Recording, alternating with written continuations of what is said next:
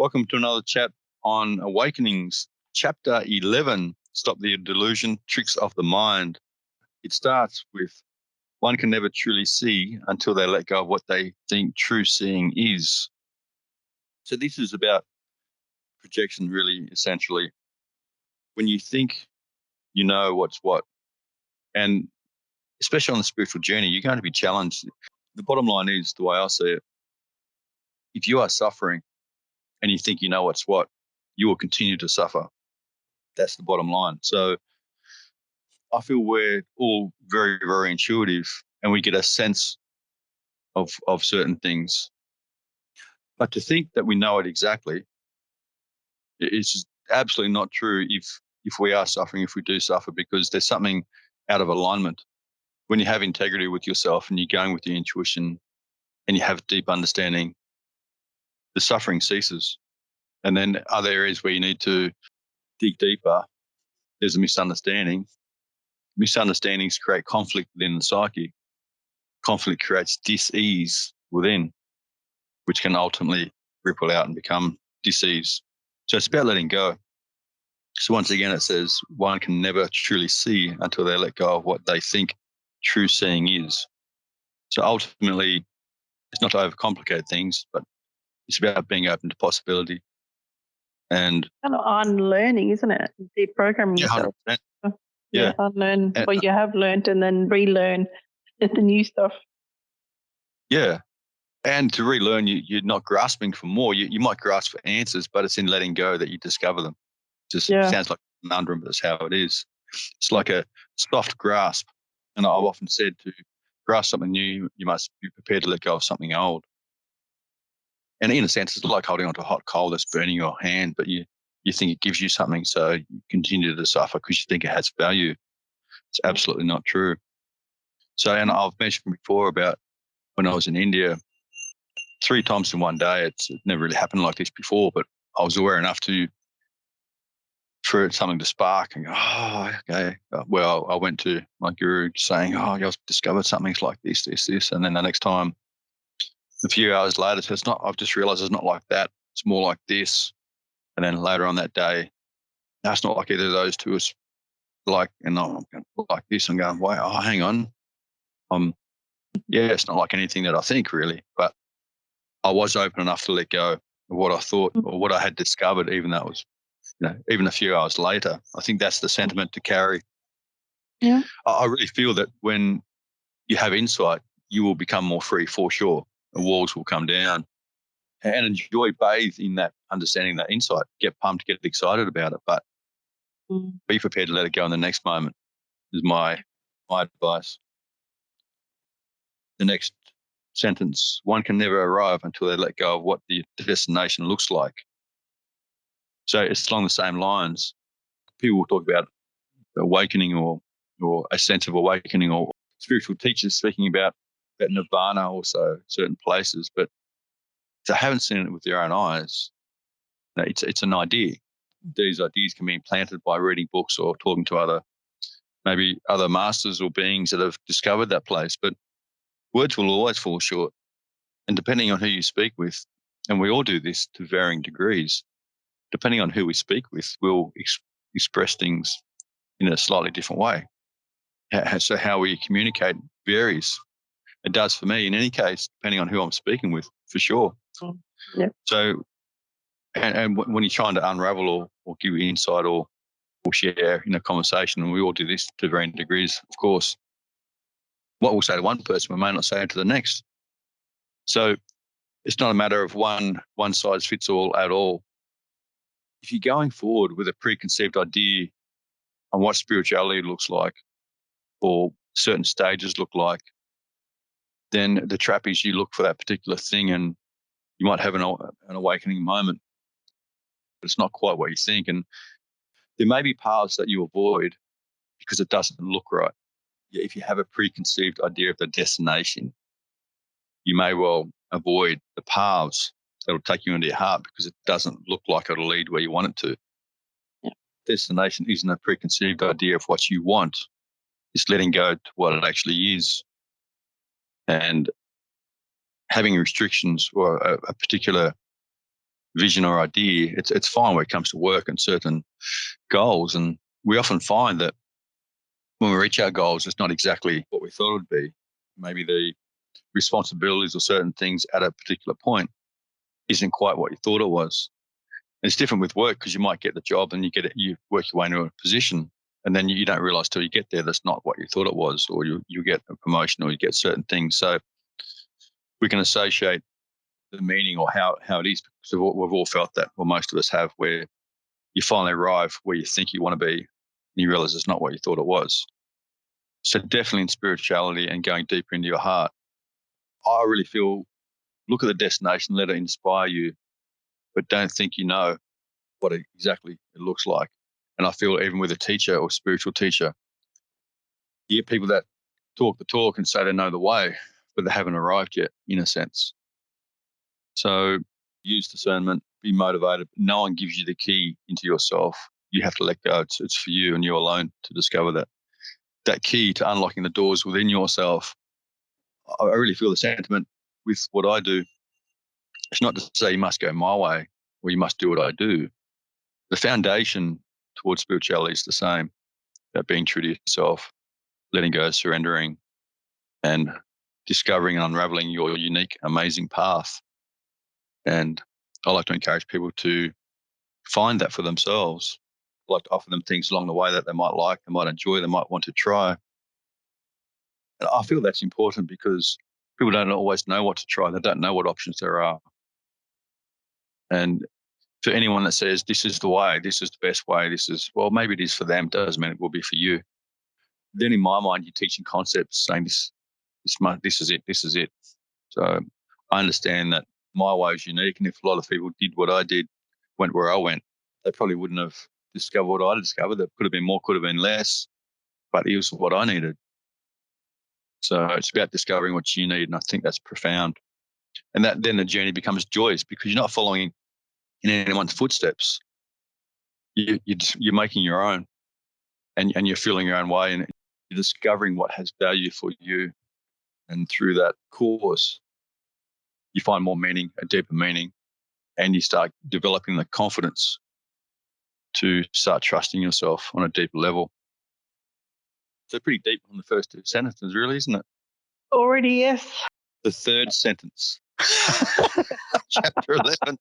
We're going because they're main points, as you see in the book. So it's worth considering deeply. Yes. So the third sentence / paragraph, you could say, one can never truly feel until they drop their idea of what they should and shouldn't feel. That's a big one, really, because people have these ideas, and with friendships, and have all these ideas in the head, and those three sentences. So I read the three of them again. One can never truly see until they let go of what they think true seeing is. One can never arrive until they let go of what the destination looks like. One can never truly feel until they drop their idea of what they should and shouldn't feel. How often throughout our lives do we feel something, I shouldn't be feeling this? We judge ourselves, or we might go along with our friends or with a situation. And when you reflect on these things that we go along with, sometimes to seek approval or to be a part of a group, we'll get certain feelings that we think, I shouldn't be feeling this, or I shouldn't be feeling that, I shouldn't be feeling jealous, or whatever it is. It's because we're not ultimately being true to how we're feeling. And it's not saying we're feeling jealous sometimes, we shouldn't be feeling jealous. Sometimes if they're a nice person, you might feel that. Or if you're pursuing some sense of fulfillment and there's another person that you're drawn to, it's natural to feel a bit of jealousy. But I'm not talking about jealousy in particular. But there's reasons behind things, and it's about understanding the reason why you feel things rather than just denying, burying your head in the sand, going along with circumstances or a group of friends because you're seeking approval. And if it doesn't sit with you, it's going to create certain feelings. Or if even sometimes you go along because it feels right, and it can still stir things within. And that may be just a trigger based on your past experiences or your childhood. I don't feel we should ever say I should or shouldn't feel this or that. It's an indicator that there's something to look into within yourself. So there's all these keys, and that's why I really feel that if you have a spiritual teacher, if you're seeking spiritual understanding, it's like a soft focus, because what may work for one and inspire them might bring up stuff for you. And that's not necessarily a bad thing either. If things come up and challenges come up, resistance comes up within you, that you may change your course, but at least you get to look and see what's going on within. It sort of sounds complicated to some degree, or may do, but there are ways to actually get in touch with these things, to unravel and discover what's going on in the emotions. And there's many ways, like even kinesiology and different body work, and I do these things as well by healing and energetically feeling what's going on and talking things through and finding out where the resistances are within the psyche of other people. That's my passion, of course. So there are many ways when we're triggered, or there's obstacles within, or feelings that we feel that we judge, that feelings that create judgments within ourselves. There's many ways to sift through them, and it takes time. Even, and I've mentioned a number of these things before, but even slowing down. And when you slow down, the voices in your head can become louder, and that's not to be avoided. I strongly feel that a great way through is to write down those voices for what it's telling you as they become louder on a bit of paper or in a diary, even if it's just for you, and start looking at the obstacles or the negativity that the mind's coming up with. And for anyone listening in, if this comes up and you want to write, by all means, send us a message, and we'll offer some ideas, ways into the psyche, and things to consider along the way. So I was just going to mention that people need to not confuse the feelings with the thoughts either, because I think a lot of it, they may feel it and they may think that that's a thought, but distinguish between the feeling and the thoughts. True. And I feel thoughts can promote feelings and feelings can promote thoughts, but they don't always work simultaneously. But the trap people fall into, as you're saying, is if it feels real, it must be real. But a lot of the neural pathways and the way the mind works and the conditioning from a young age, it's so easy to confuse the two and merge them together and then judge yourself. The indications, and if one is suffering, if you're suffering, the indications that there's something in a particular area that needs addressing. There's somewhere to look within, not run from, not turn the other way, turn a blind eye to, but not to avoid yourself because of feelings that you're judging. It's a chance for you to open up and go deeper into yourself. So if you're seeking on the journey to go deeper and find more meaning, you have to unravel. The key is to not add more to yourself, unravel and free yourself the entwined thoughts and entrapments of thinking that you believe automatically without questioning. You have a right to question every thought that doesn't serve you. You absolutely do. Everyone does. And I feel I've mentioned to a number of people that I could say to them, I think you're amazing. Oh, yeah, maybe. Yeah. I think you're stupid. They go, oh, my God. My God. And there's a reaction. What if he's right? What if this? What if that? And it's amazing how a lot of really nice people, humble people, can easily fall into negativity, and they don't question it, but they'll question the positive aspects. I don't agree with that at all. And definitely, I've been saying all the way through, you have a right to question every thought, every single thought that doesn't serve you. Don't just deny it, see through it. And you can learn, discover, and unravel that process through a number of different avenues. One of those avenues is through what we do. Oh, I should have said this at the start, but yeah, just for those listening in, my book made the finals of Book Excellence Awards. So it's made the finals of 2 competitions. Yay! So yeah, well, thank you for Book Excellence Awards. And if you haven't gone out, raced out and got one, go and get one right now. Put this recording on pause and go and get one. It's worth it. Yeah, exactly. I'll wait for you to come back.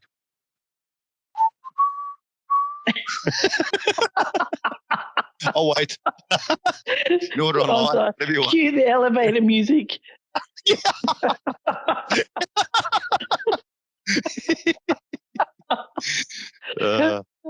And we're back. Okay, welcome back. All right. So as I've mentioned, this goes into the fourth paragraph, which is the actual first proper paragraph in chapter 11. All false ideas. Sorry? It's going to be a long chapter, isn't it?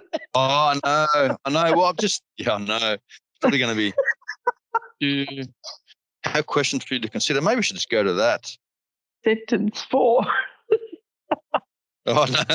I probably shouldn't say, okay, first proper chapter. Oh, that was funny. Sorry. Yeah. But it's all the key things, which is basically everything I've written. Just in books, I've only put the key things in here. So what do you do? Anyway. All false ideas point to something being misunderstood within you. Forget blaming others. This is nothing more than a distraction, a trick of your mind to stop you going deeper. So I'll skip a sentence here and there. Doubting your heart and self-worth minimizes your cover. I'm going to paraphrase some of this, so otherwise you can get the pen and paper, you can write my book out. Yep. Well, yeah, that's the thing. What's the point of buying the book? You're reading it. Yeah, well, in saying that, I've spoken for about 40 minutes on about 2 pages of a chapter to get points on the example. Yeah. So I'll try not to. I'm not going to read everything, but it's just I'm teasing. Sorry. I know, but it's just like, this next point carries on from the point above that, but obviously that's the point. That's why I wrote the book. There's an epiphany. Anyway. Yeah. Amazing. It just seems to flow. Funny that. These are sort of tricks of the mind, which comes under the chapter, Stop the Delusion, Tricks of the Mind. Doubting your heart and self-worth minimizes your capacity for understanding, because then your intuition and that intuition that guides you through, if you doubt that, there is no way through. And then you get lost in the entrapments of mind, the negative thoughts. This process of doubting yourself reveals conditioning, unresolved pain, and fear, because fears are at the center of this. Fear is at the core of the misunderstanding and doubting yourself. So letting or allowing your walls to come down and allowing the process and looking to unravel the process integrates understanding, offering a newfound freedom and deeper access to yourself and others.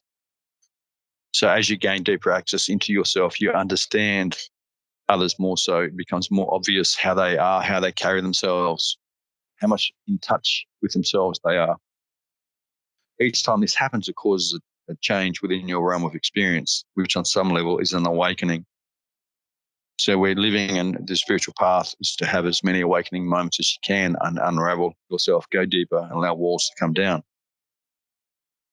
It's amazing. I've had some conversations with people recently where we've spoken about the inner child, and the inner child can get put into a room. It's like we barricade the inner child because it was possibly abused or went through suffering from a young age.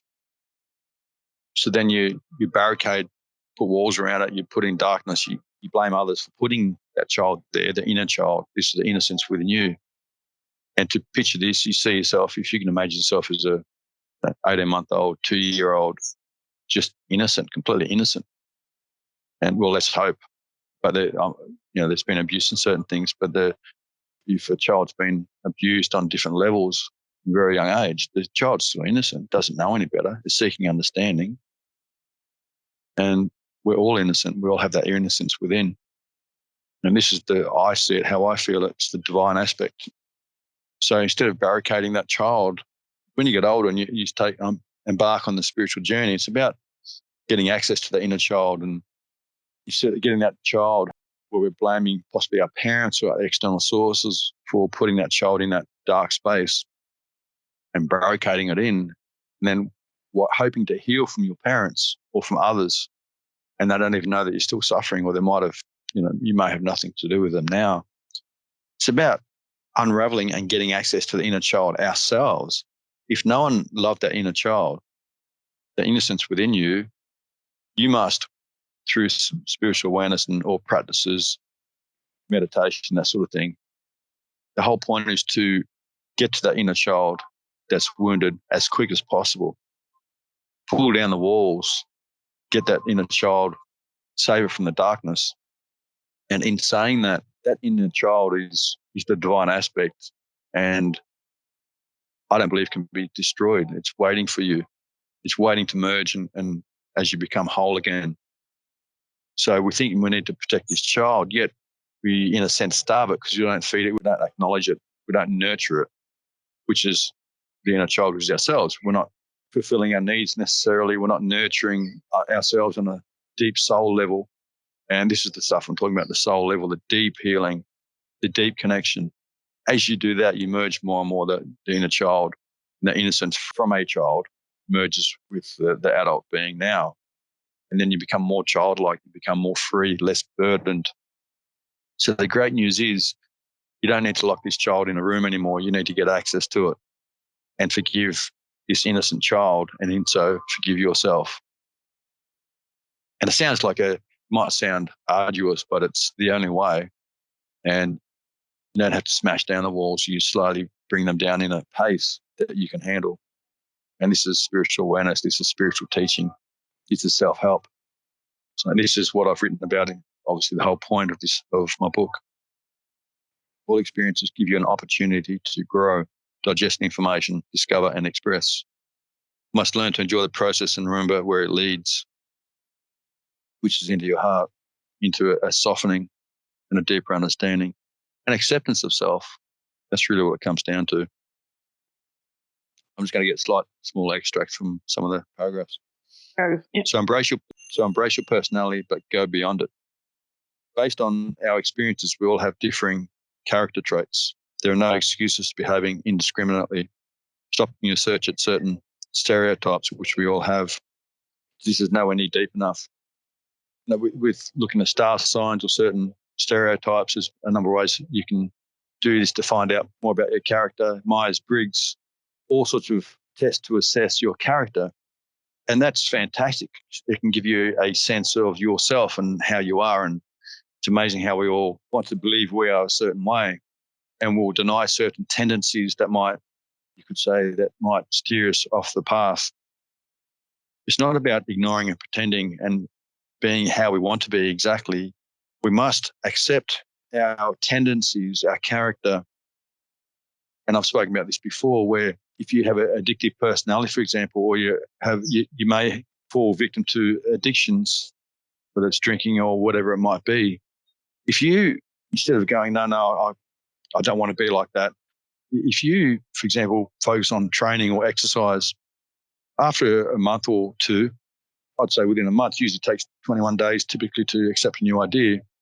If you just took a bit of a gamble and invest in yourself and train and do exercise, that addictive personality can focus you into, that addictive nature or way can get you fully drawn into health and well-being. It's not about at all denying how you are. It's about realizing how you are, and by accepting and seeing your tendencies, you can navigate your way deeper into yourself. So it's a trick to hack yourself for something greater rather than fall victim through your certain character traits. And even with certain star signs and I fall into this or do that. It's like, well, the best aspect of every star sign and every character, every stereotype is amazing. And it's about discovering how amazing you are by accepting yourself. And I wrote myself notes because I know something comes up and I don't tend to hold on to things much. I write notes so I can remember. I don't have a mind like a steel trap in a sense. And spirituality just speaks from the heart. There's nothing you need to memorize for that, so that's easy. But I think even something as simple as when you speak to people and if you have depression or whatever, and stop classifying you and labeling yourself as, oh, I have depression. It's simple as just leaving some of those labels behind can start making a change, because you're not identifying as that anymore. It's not part of who you are. Yep, you are 100% right. The more you identify with, the greater you suffer. Full stop. That is it. Because when you identify, I'm more of this, less of that. And identifying is make things more dual. It's duality becomes greater the more you identify with, and there's just oneness. It's like a dream, in a sense. Let's say I have a dream, and you see the whole dream. You're the whole experience.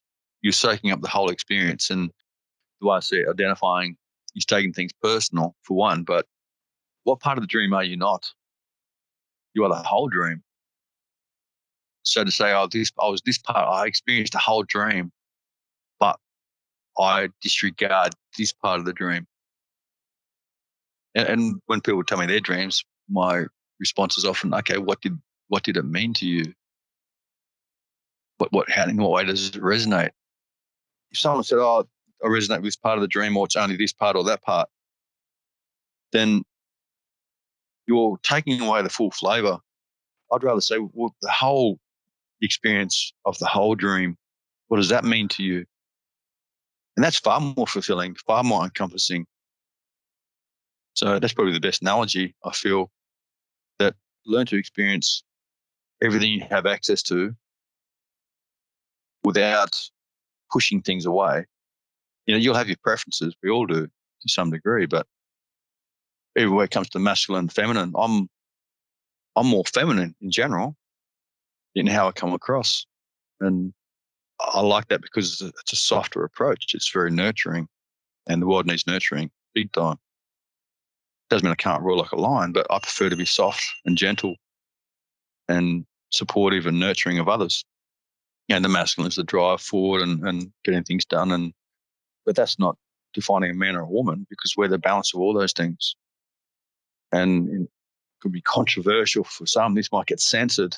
Ooh. But we are whole. And I would not want to have one without the other. And you can't anyway.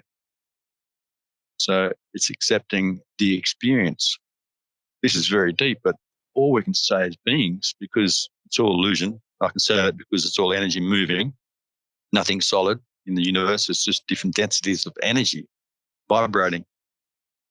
So the only thing I can conclusively say is this being is experiencing. That is it. Experiencing through my eyes, my senses, everything. Feel the vibration of things around me, within me, everywhere, my body, everything. Why would I want to push anything away or identify with anything in particular? The more whole I am, the more I can feel balance of everything. Everything harmonizes when you just let go.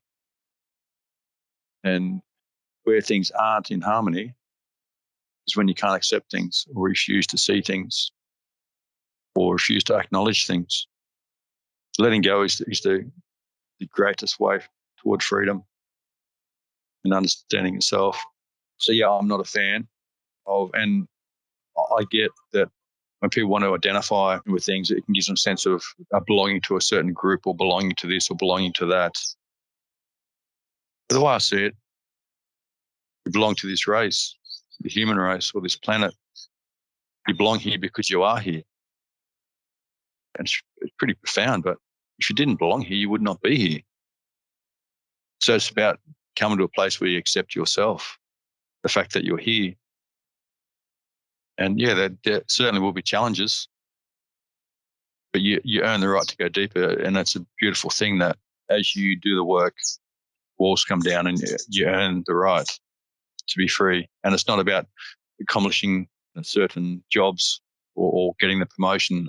You earn the right by being true to yourself. That is it. That's how you earn the right. That's how you become valuable.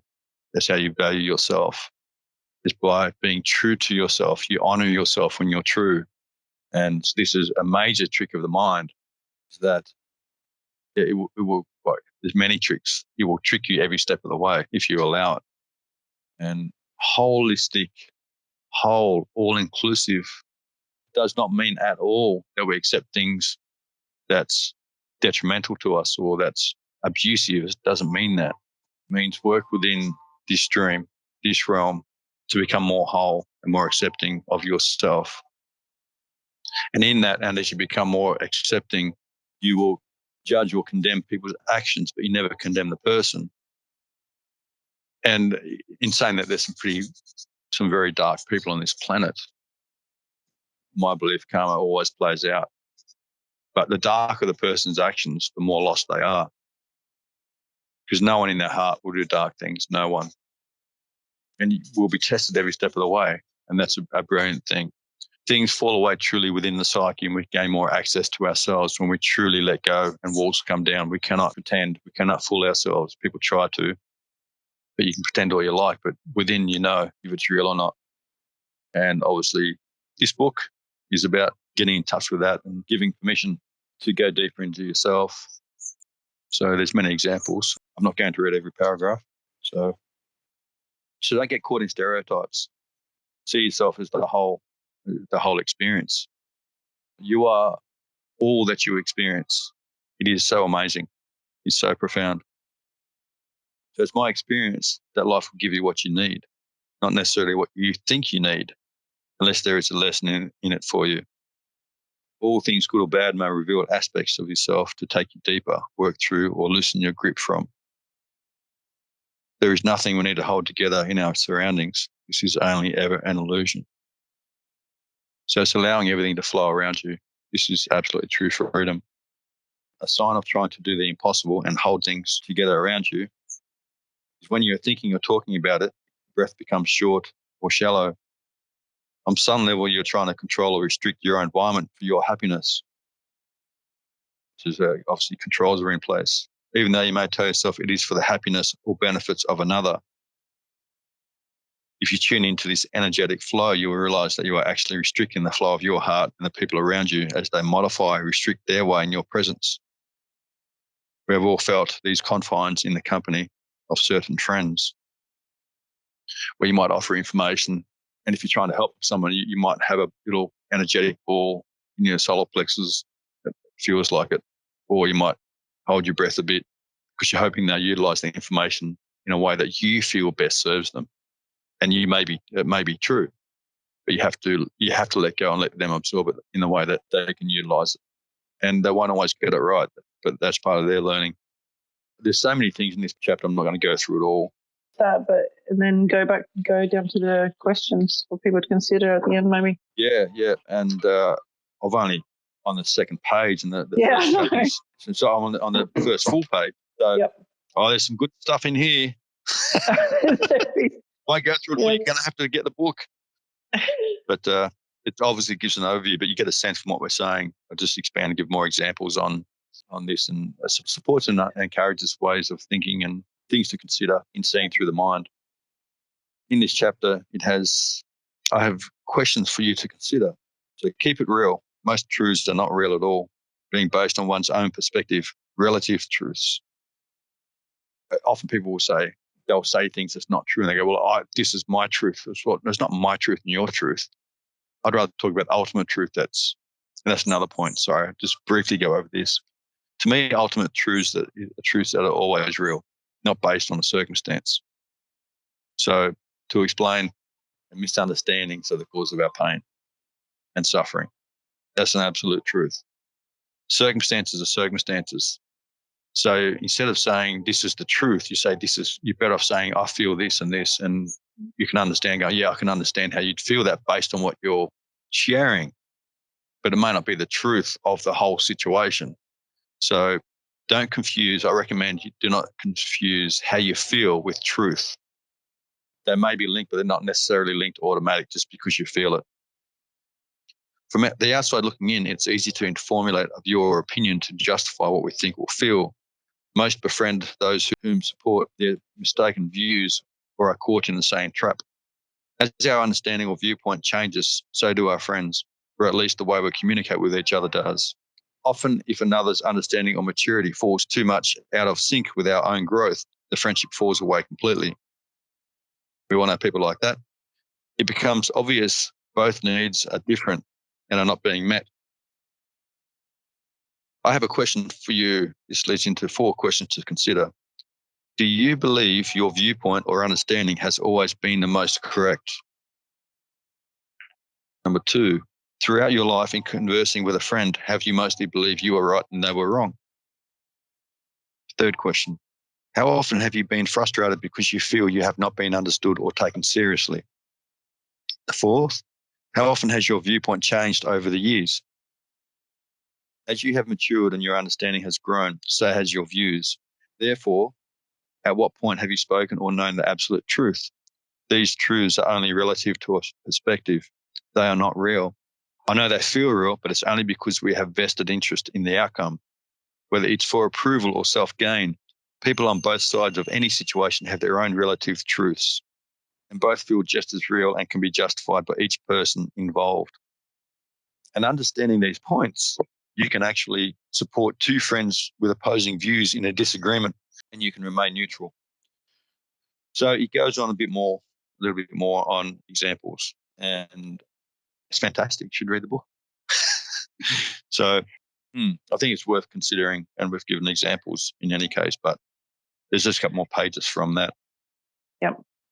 It leads to the next chapter. Chapter 12 is negativity, breaking the cycle. So stop the delusion, tricks of the mind, chapter 11, which we've just spoken about. So it's identifying the tricks of the mind. And there's many. You could write a massive book on that if you wanted to get specific. So that leads into chapter 12, negativity, breaking the cycle. And in that, it gives you a number of points, just for the heads up, on ways to actually start breaking the cycle of negativity within your thoughts, thought processes. So amazing how it does that. The whole point is to obviously help you break through and work through your suffering mind. So stay tuned for chapter 12, negativity, breaking the cycle. So thank you for listening in. Sorry, have been preoccupied with things. We are going to do, I know I've said this, but we're definitely going to do more regular recordings. We actually have to move soon. So I have to move soon, but we'll continue the recordings. Definitely. It's not going anywhere. So thanks for listening in, everyone. And we look forward to the next one. Bye for now.